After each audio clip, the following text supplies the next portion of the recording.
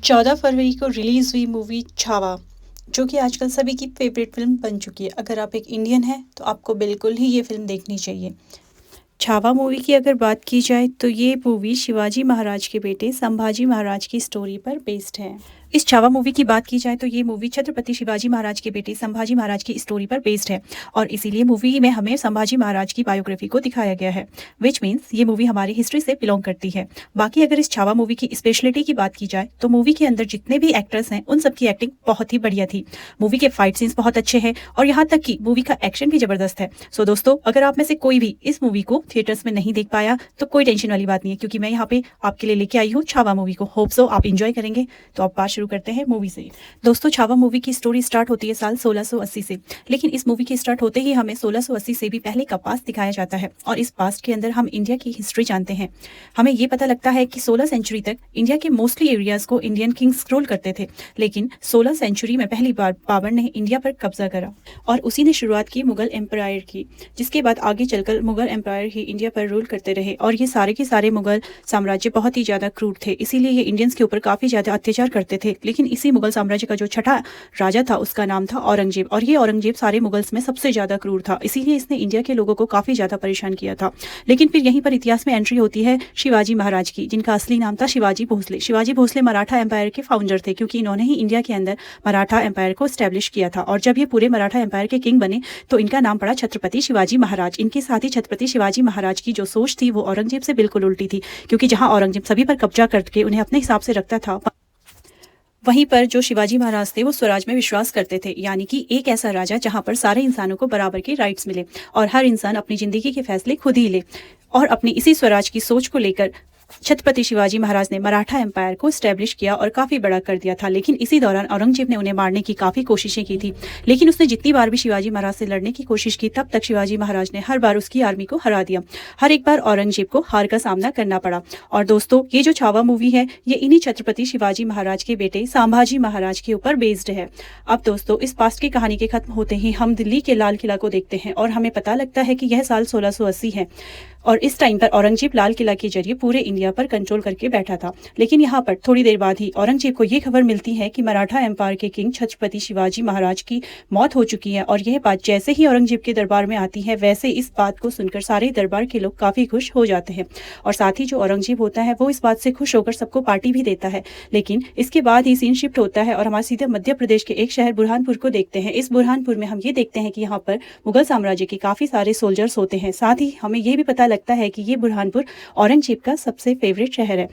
अब इस बुरहानपुर के किले के अंदर जितने भी सारे सोल्जर्स होते हैं वो भी यहाँ पर शिवाजी महाराज की मौत की खबर सुन के काफी खुश होते हैं, बट ये लोग अचानक से इस बात को फील करते हैं कि मराठा एम्पायर के कई सारे सोल्जर्स उन पर अटैक करने आ रहे हैं। इस बात को जानते ही सारे सोल्जर्स जल्दी जल्दी तैयार होते हैं और अपने वेपन्स को लेकर किले के बाहर जाते हैं ताकि वो मराठा एम्पायर के सोल्जर्स का सामना कर सके। लेकिन जब मराठा एम्पायर के सोल्जर्स पास आते हैं तब मुगल एम्पायर के सोल्जर्स ये देखते हैं कि उनके सामने मराठा एम्पायर का कोई सोल्जर है ही नहीं, बल्कि सिर्फ और सिर्फ घोड़े हैं। और ऐसा इसलिए दोस्तों क्योंकि मराठा एम्पायर के सोल्जर्स ने उनके सामने घोड़े छोड़ दिए थे ताकि सभी का ध्यान घोड़ों पर जाए। और इतने में हम ये देखते हैं कि मराठा एम्पायर के सोल्जर्स अगल बगल के रास्तों से किले के अंदर एंटर हो जाते हैं और देखते ही देखते मुगल सोल्जर्स के ऊपर अटैक कर देते हैं। इसके बाद ही सभी सोल्जर्स की फाइट स्टार्ट होती है, लेकिन फिर भी वहां पर जितने मराठा एम्पायर के सोल्जर्स होते हैं उनके बीच से एंट्री होती है छावा की, यानी शिवाजी महाराज के बेटे संभाजी महाराज की। और जैसा कि आप सब जानते हैं कि संभाजी महाराज को विकी कौशल ने प्ले किया है, यहाँ पर हम ये देखते हैं कि संभाजी महाराज के साथ काफी कम सोल्जर्स होते हैं, लेकिन तब भी वो लोग देखते देखते मुगल सोल्जर्स को मार देते हैं। और यहाँ पर मुगल सोल्जर्स का जो लीडर होता है उसका सामना सीधे संभाजी महाराज से होता है, लेकिन वो इस लड़ाई के अंदर एक ट्रैप को यूज करता है और संभाजी महाराज को चालाकी से नीचे के एक तहखाने में गिरा देता है।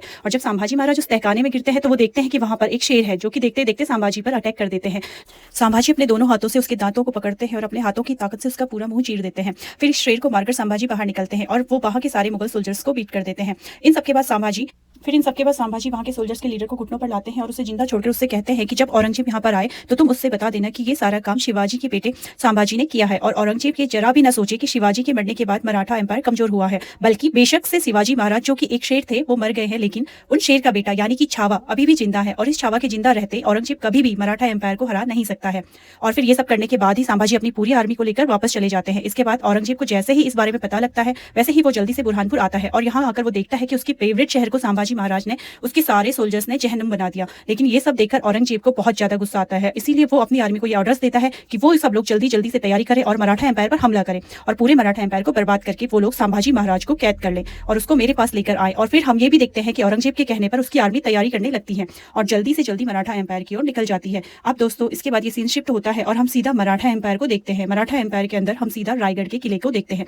जो किला महाराष्ट्र के अंदर है। और इसी रायगढ़ के किले के अंदर रहकर संभाजी महाराज पूरे मराठा एम्पायर को रोल करते हैं। इस रायगढ़ किले के अंदर संभाजी अपनी पूरी आर्मी के साथ लौटते हैं और फिर उनके यहाँ आने के बाद हम मराठा एम्पायर के कई सारे इंपॉर्टेंट कैरेक्टर्स को देखते हैं। यहाँ पर हमको सबसे पहले संभाजी की वाइफ से मिलाया जाता है, जिसका नाम होता है यशुबाई, और मूवी के अंदर से प्ले किया है रश्मिका मंडाना ने। इसके साथ ही हम संभाजी महाराज की एक सौतेली माँ से भी मिलते हैं, जिनका नाम सोयराबाई होता है, और साथ ही उनका एक 11 साल का बेटा भी होता है, जिसका नाम राजाराम होता है। और ये राजाराम संभाजी के सौतेले छोटे भाई होते हैं। बाकी इनके साथ हम कई सारे इंपॉर्टेंट कैरेक्टर से मिलते हैं, जिनमें शामिल होते हैं मराठा एम्पायर की आर्मी चीफ सर सेनापति, जिन्हें एक्टर आशुतोष राणा ने प्ले किया। और इसके साथ ही हम संभाजी के एक फ्रेंड से मिलते हैं, जिनका नाम होता है कवि कलश, और इस कवि कलश को प्ले किया है एक्टर विनीत कुमार सिंह ने। अब दोस्तों यहाँ पर हम ये देखते हैं कि छत्रपति शिवाजी महाराज की मौत की वजह से मराठा एम्पायर के लोगों की और सोल्जर्स को थोड़ा सा दुख तो होता है, लेकिन उन सभी को शिवाजी महाराज के बेटे संभाजी महाराज के नए राजा बनने की खुशी होती है। और इसीलिए अगले सीन में हम ये देखते हैं कि मराठा एम्पायर के अंदर सभी संभाजी महाराज का राज्याभिषेक किया जाता है और उन्हें मराठा एम्पायर का नया राजा बनाया जाता है, यानी कि मराठा एम्पायर का नया छत्रपति, जिसके बाद संभाजी कहलाते हैं छत्रपति संभाजी महाराज। अब दोस्तों यहाँ पर हम ये देखते हैं कि संभाजी के नया छत्रपति बनने की वजह से सभी लोग काफी खुश होते हैं, लेकिन संभाजी की जो सौतेली माँ होती है, जिनका नाम सयारा भाई होता है, वो उनके राजा बनने से बिल्कुल भी खुश नहीं होती। और ऐसा इसलिए क्योंकि उनका जो बेटा होता है, जिसका नाम राजा राम होता है, वो उसे ही राजा बनते हुए देखना चाहती थी। और इसीलिए दोस्तों सोयराबाई ये प्लान बनाती है कि वो संभाजी महाराज को मरवा देंगी, ताकि संभाजी के मरते ही उनका बेटा राजा बने। और इस काम के लिए हम ये देखते हैं कि मराठा एम्पायर के 5 सीनियर लेवल के मिनिस्टर्स इस काम में सोयराबाई के साथ मिले होते हैं, और इसीलिए ये पांचों भी सोयराबाई के साथ मिलकर संभाजी को मारने का प्लान बनाने लगते हैं। लेकिन अब इसके बाद ही सीन शिफ्ट होता है और हम संभाजी के वाइफ के 2 भाइयों से मिलते हैं, यानी कि संभाजी महाराज के सालों से। यहाँ पर संभाजी के जो ये दोनों साले होते हैं, वो उनसे मिलकर कहते हैं कि वो शिवाजी महाराज और संभाजी महाराज की स्वराज की सोच से काफी खुश हैं, लेकिन असल में वो ये लोग चाहते हैं कि अलग से एरियाज के लीडर हैं, उन्हें उसी एरियाज का पूरा कंट्रोल दे दिया जाए, ताकि वो लोग उस एरिया को अपने हिसाब से चला सके। लेकिन दोस्तों हम ये देखते हैं कि संभाजी महाराज होते हैं, वो ऐसा करने से मना कर देते हैं, और ऐसा इसलिए क्योंकि अगर संभाजी ने उन्हें अपने इलाके के अपने हिसाब से चलाने के हुक्म दे दिए होते, तो जो चीज अभी इन लोगों ने की, बाकी भी इनको देखकर वही करते, यानी कि स्वराज के जो लोग थे वो कभी स्वराज को ला ही नहीं पाते। स्वराज यानी कि लोगों का अपना राज, इसीलिए संभाजी इनको मना कर देते हैं। मना करने की वजह से संभाजी के दोनों सालों को काफी गुस्सा आता है और वो मन ही मन संभाजी से जलने लगते हैं। लेकिन अब इसी टाइम पर हम दूसरी तरफ औरंगजेब को देखते हैं, जहां पर हमें पता लगता है कि औरंगजेब के कई सारे बच्चों में उसका एक बेटा था, जिसका नाम था अकबर।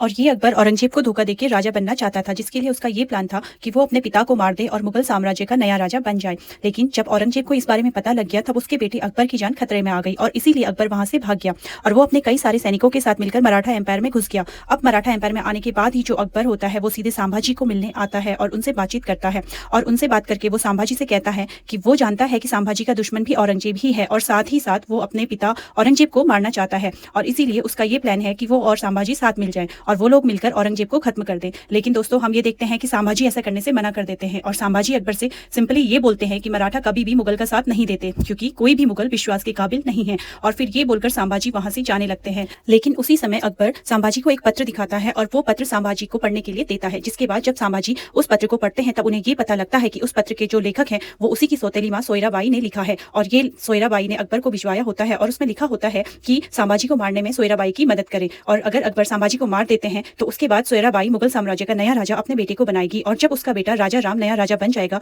तब अकबर को मुगल साम्राज्य का जितना हिस्सा चाहिए उसे वो खुशी खुशी दे देंगी। अब इस सारी बातों को पढ़ने के बाद ही संभाजी को बहुत बड़ा धक्का लगता है, क्योंकि अकबर ने संभाजी को एक सच्चाई बताई होती है। इसीलिए संभाजी भी अकबर का साथ तो नहीं देते, लेकिन वो अकबर को एक वचन देते हैं, और वो अकबर से कहते हैं कि वो जानते हैं कि औरंगजेब यानी उसके पिता उसके पीछे पड़े हैं, और अगर अकबर औरंगजेब के हाथों पड़ा तो वो उसे मार देंगे। लेकिन संभाजी अकबर को ये वचन देते हैं कि जब तक वो मराठा साम्राज्य की जमीन पर खड़ा है, तब तक औरंगजेब उसका कुछ नहीं बिगाड़ सकते, और अगर औरंगजेब या फिर उसकी आर्मी का कोई भी मेंबर उसे मारने आता है तो संभाजी खुद अकबर की प्रोटेक्शन करेंगे। अब ये वचन देने के बाद संभाजी जल्दी से रायगढ़ अपने महल में आते हैं, और फिर वो जल्दी से उन 5 आदमियों को ढूंढते हैं जिन्होंने संभाजी को मारने का प्लान सोयराबाई के साथ मिलकर बनाया था, और उन 5 को ढूंढकर संभाजी उन 5 को हाथी से कुचलवा के मार देते हैं, क्योंकि उन सब ने अपने राजा को मारने का प्लान बनाया था, जो कि एक बहुत बड़ा षड्यंत्र होता है। लेकिन अगर बात करें सोहराबाई की, तो सोहराबाई संभाजी की सौतेली माँ थी और संभाजी उनसे बहुत ज्यादा प्यार करते थे और इसीलिए संभाजी उनसे कुछ नहीं कहते। लेकिन जब सोहराबाई अपने रूम में सो रही होती हैं, तब संभाजी उनके पास आते हैं और वो उनके पैरों को छूकर ये कहते हैं कि उनकी माँ यानी कि सोहराबाई अपने लाइफ में जो भी चाहती हैं वो उन्हें मिल जाए और भगवान उनकी सारी इच्छाओं को पूरा करे। लेकिन दोस्तों, इसके बाद ही हम ये देखते हैं कि औरंगजेब ने मराठा एम्पायर पर अटैक करने के लिए अपनी जो लाखों की सेना भेजी थी,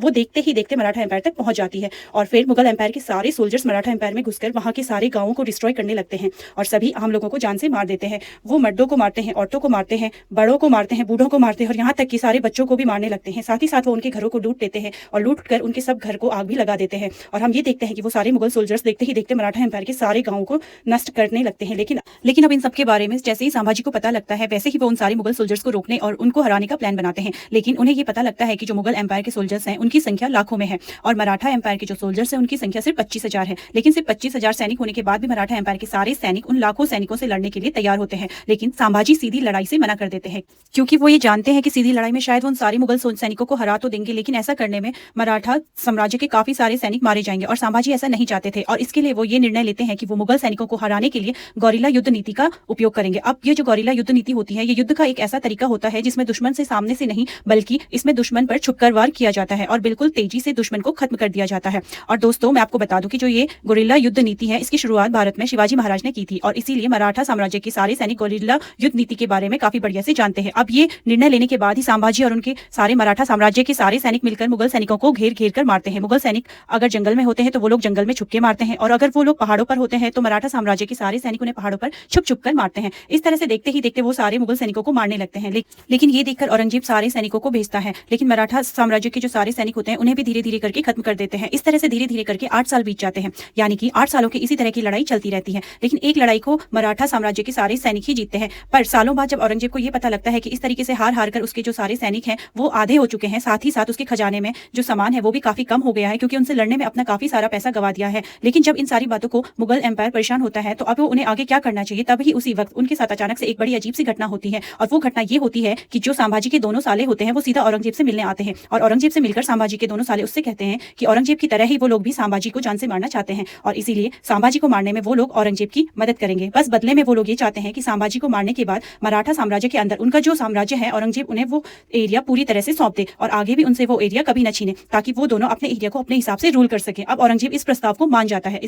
जिसके बाद उन दोनों की डील हो जाती है और संभाजी के दोनों साले औरंगजेब से मिल जाते हैं। इधर दूसरी तरफ मराठा एम्पायर में हम ये देखते हैं कि मराठा एम्पायर के सोल्जर्स धीरे धीरे करके सारी वॉर्स को जीतते जा रहे हैं और ऐसा करके उन्होंने औरंगजेब मुगल एम्पायर को काफी कमजोर कर दिया था। अब इसके बाद मराठा एम्पायर के जितने भी एरिया लीडर्स थे उन सभी को संभाजी एक मीटिंग के लिए बुलाते हैं और ये मीटिंग रखी जाती है महाराष्ट्र के संगमेश्वर में। अब संगमेश्वर के अंदर ये मीटिंग इसीलिए रखी गई थी ताकि संभाजी सभी के साथ मिलकर आगे की लड़ाइयों की स्ट्रेटेजी बना सके और स्ट्रेटेजी बनाकर मराठा एम्पायर की आर्मी को एक साथ किया जाए और एक साथ मिलकर औरंगजेब की मुगल सेना पर अटैक किया जाए। और अगर मराठा एम्पायर ने ऐसा कर दिया तो फिर वो लोग औरंगजेब को जरूर हरा देंगे, जिसके बाद जाकर वो पूरे भारत देश को मुगल साम्राज्य से फ्री करा देंगे और फिर जाकर निर्माण होगा एक अखंड भारत का और फिर उस अखंड भारत में स्वराज की स्थापना होगी और इसी तरह से संभाजी महाराज, शिवाजी महाराज और पूरे मराठा साम्राज्य का सपना सच करेंगे। अब इसी सोच को लेकर संभाजी संगमेश्वर में मीटिंग करते हैं और हम ये देखते हैं कि इस मीटिंग के अंदर 250 वॉरियर्स होते हैं, जिनमें सभी 250 वॉरियर्स को संभाजी पहले मोटिवेट करते हैं और फिर मिलकर अपनी बड़ी लड़ाई की स्ट्रेटेजी बनाते हैं। लेकिन अब इन सबके बाद रात होने पर वो लोग वहां सो जाते हैं और इन सबके सोने पर कुछ वॉरियर्स यहाँ पर पहरेदारी करते हैं। लेकिन जो पहरेदारी कर रहे होते हैं वो लोग ये देखते हैं कि उनके सामने से मुगल एम्पायर की एक बड़ी सी आर्मी चलकर आ रही है। लेकिन जिस रास्ते से मुगल एम्पायर के सोल्जर्स आ रहे होते हैं उस रास्ते को देखकर वो लोग काफी दंग रह जाते हैं, क्योंकि वो रास्ता असल में एक सीक्रेट रूट होता है और इस रास्ते के बारे में सिर्फ मराठा एम्पायर के वॉरियर्स को ही पता होता है। लेकिन फिर कुछ टाइम बाद ही वो लोग ये देखते हैं कि वो सारे मुगल सोल्जर्स जो उनकी तरफ आ रहे थे उन सभी के साथ संभाजी के दोनों साले भी हैं और इसीलिए उन दोनों को वहां पर देख के वो सब समझ जाते हैं कि संभाजी के दोनों सालों ने संभाजी और मराठा एम्पायर के साथ विश्वासघात किया है और वो दोनों औरंगजेब के साथ मिल गए हैं। और इसीलिए ये बात जानते ही वो लोग जल्दी से संभाजी के पास जाते हैं और उन्हें ये सारी बातें बताकर अलर्ट करते हैं और उनके साथ साथ वो सारे मराठा एम्पायर के वॉरियर्स को भी जगा देते हैं, जिसके बाद सबको सिचुएशन का पता लगता है। अब यहाँ पर संगमेश्वर के अंदर टोटल 250 मराठा वॉरियर्स होते हैं, लेकिन जो मुगल एम्पायर के सोल्जर्स उनके सामने से आ रहे होते हैं, उनकी संख्या 5000 की होती है और इसीलिए उन सबको देखकर ये सारे मराठा वॉरियर संभाजी से कहते हैं कि वो जल्दी से जल्दी यहाँ से निकल जाएं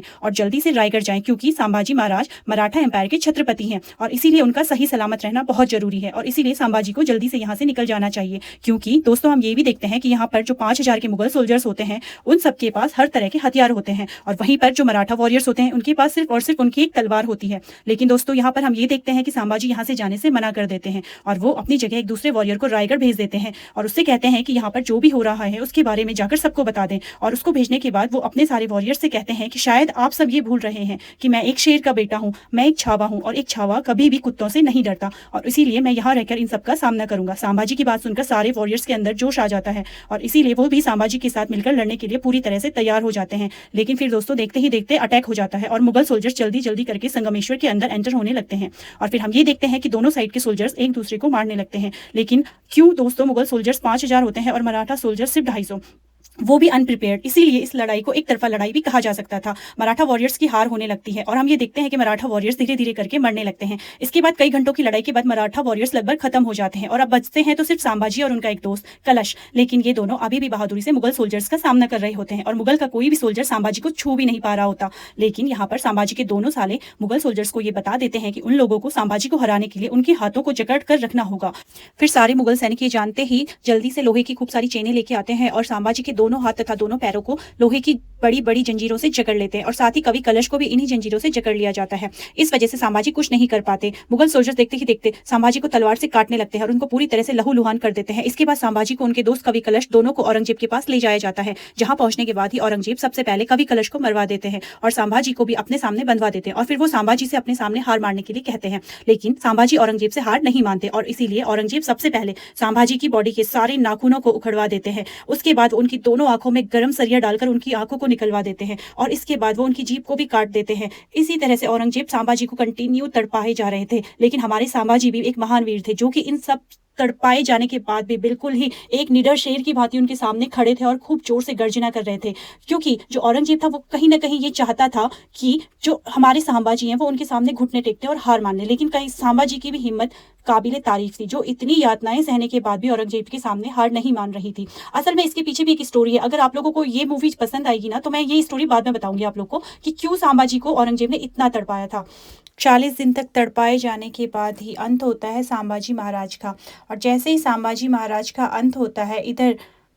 इधर मराठा सैनिकों को जब पता चलता है कि संभाजी महाराज का अंत हो चुका है तो वहां पर संभाजी महाराज के छोटे भाई राजा राम को नया छत्रपति बनाया जाता है। और ये खबर जैसे ही औरंगजेब को पता लगती है, वैसे ही खबर जिसने औरंगजेब को सुनाई होती है, औरंगजेब उसे चाकू मार के जान से मार देता है और फिर वो संभाजी महाराज की लाश के सामने आकर कहता है कि मुझे शिवाजी से बहुत ज्यादा जलन होती है, क्योंकि शिवाजी के घर में तुम जैसे शेर ने जन्म लिया था। संभाजी, काश तुम्हारे जैसा बेटा मेरा भी होता तो मैं सिर्फ भारत पर ही नहीं बल्कि पूरे विश्व पर राज करता और पूरी दुनिया को जीत लेता। फिर दोस्तों हम ये देखते हैं कि इसके साथ ही ये छावा मूवी यहीं पर खत्म हो जाती है।